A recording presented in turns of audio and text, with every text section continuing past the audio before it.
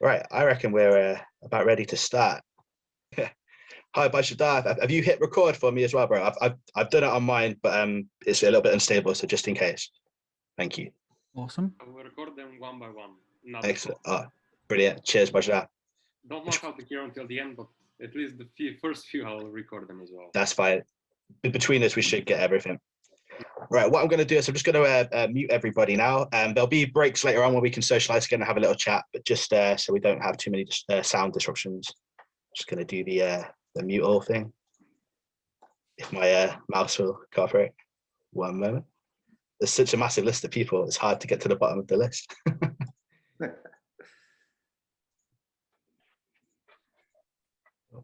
I don't want to share screen yet. That's very nice, very kind of you, Zoom, to let me share screen, but we don't want to do that. Mute all. There we go. It's happening. Okay.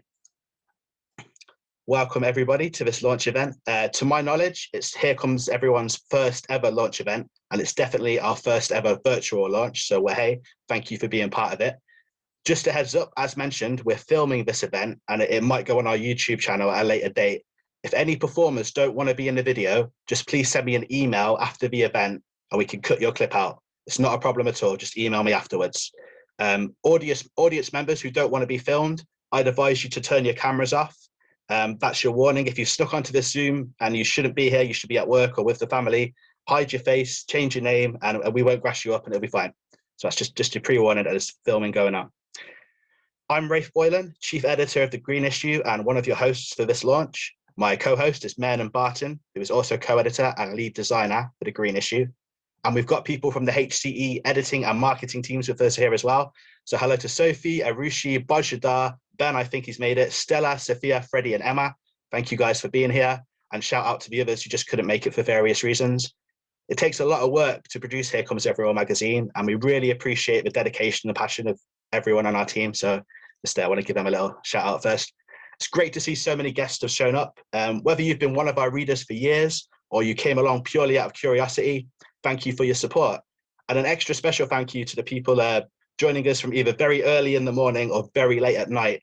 Here in the UK, it's just gone past 2 p.m. in the afternoon, but we've got readers and contributors from all around the world covering so many different time zones. It was tricky deciding when to have this event.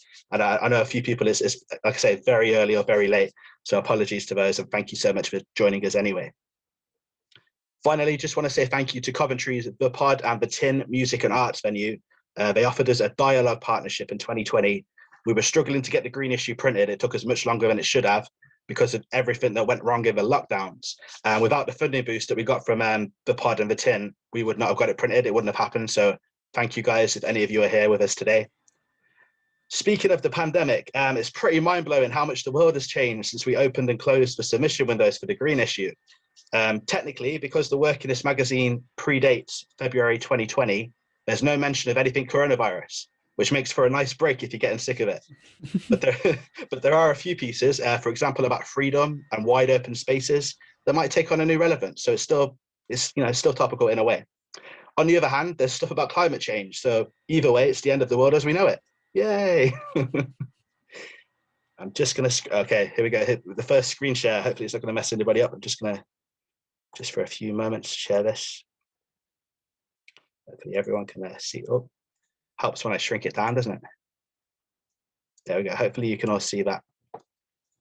Today is the 28th of February, which marks the 2-year anniversary of when we lost our friend Leanne Bridgewater to suicide. I mention this because the Green Issue is dedicated to Leanne's memory. Leanne was a poet, artist, and activist who lived in Coventry. She was an important part of the literary and arts community in this various literary and arts communities in the city. She was a vital voice at our Fire and Dust poetry nights, especially in the early days when it was just getting off the ground and it was pretty small. She stuck with us. She contributed some great stuff to Here Comes Everyone. And she once even rescued myself and Menon. Back when we were doing the Toys and Games issue, we had almost no artwork come in. And she sent us these really cheerful drawings for us to use. So we actually had some artwork for the magazine. That's the sort of person she was. There aren't really the words to convey how devastated it was to lose Leanne. She was really special to myself and Menon and to many people in the audience today, friends and family. Once we've covered our printing costs, we'll be donating a percentage of the profits from Green Issue sales to a charity in Leanne's name. It'll most likely be West Midlands Hunt Saboteurs. Leanne was known for her love of animals, and she was a dedicated activist. She used to go out on night missions, rescuing badgers and animals from traps and stuff. She really sort of lived by her word.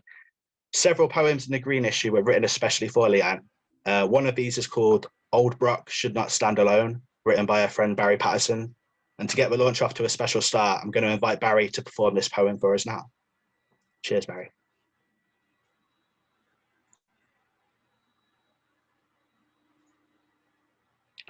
You're on mute at the moment, Barry, just so you know. Barry, you're on mute. I have to unmute myself. I see. Sorry. You can hear me okay? Old Brock should not stand alone. On the hill at Orridge, Aldridge, slow rolling field land, ploughed, harrowed, century tended, bean fallowed, blackened stalks through a dusk darkened gap in the hedge. Sight lines for the hunter of the hunters, bring light to darkness edge, to scope the scopers. Let them see good people take the high ground, drive back the disease of aggression, final solution, close down the operation.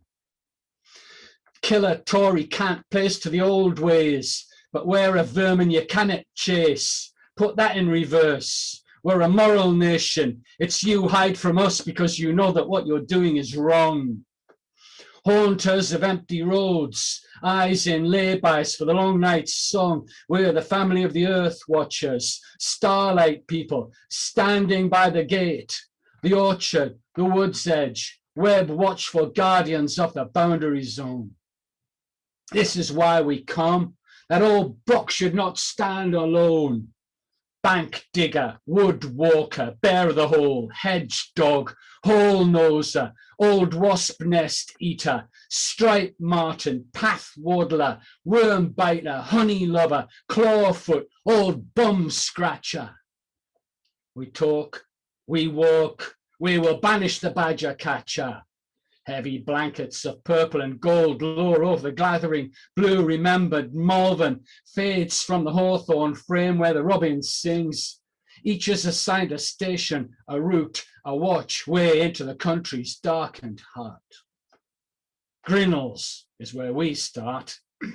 At Ochil Green, leading to Golden Valley, shuttered bungalow, houses moving in the dark close by in the heavy breaths. A traveller's cart, St. Mary's steeple, a splinter of alien light against the sky. Bright wish-light meteors flit by, hard to see.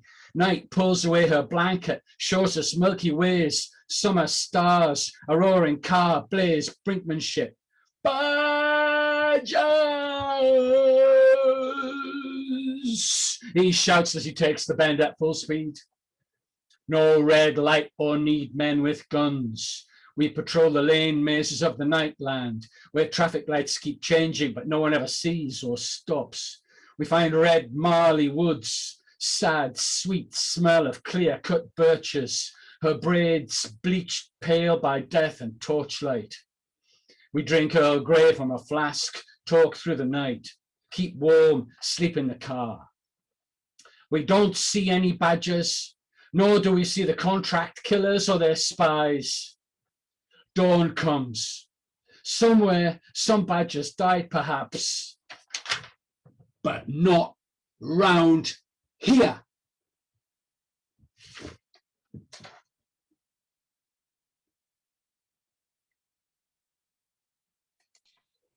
Excellent reading, Barry. Thanks so much for sharing that one with us.